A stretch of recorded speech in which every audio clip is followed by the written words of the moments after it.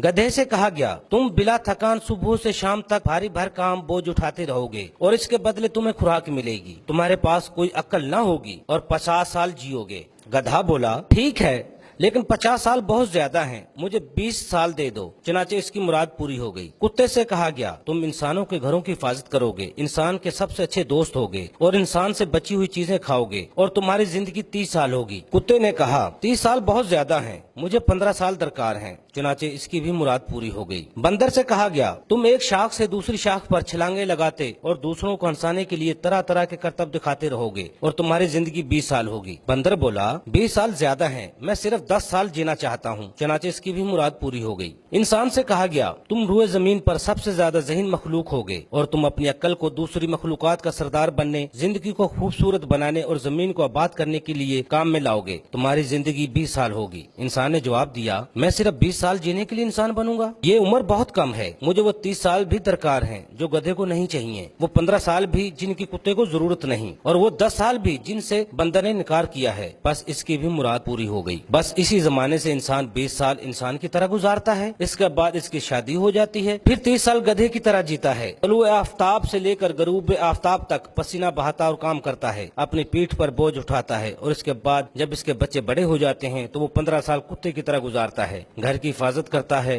दरवाजे, खिड़कियां और बिजली के बल्ब वगैरह बंद करता रहता है और बच्चों का बचा हुआ खाना भी खाता रहता है। इसके बाद जब वो बूढ़ा और रिटायर हो जाता है तो 10 साल बंदर की तरह गुजारता है, एक घर से दूसरे घर और एक बेटे के पास से दूसरे बेटे और एक बेटी के पास से दूसरी बेटे के यहाँ जाता रहता है और अपने पोते पोतियों को हंसाने के लिए अजीबो गरीब करतब दिखाता और कहानियां सुनाता रहता है।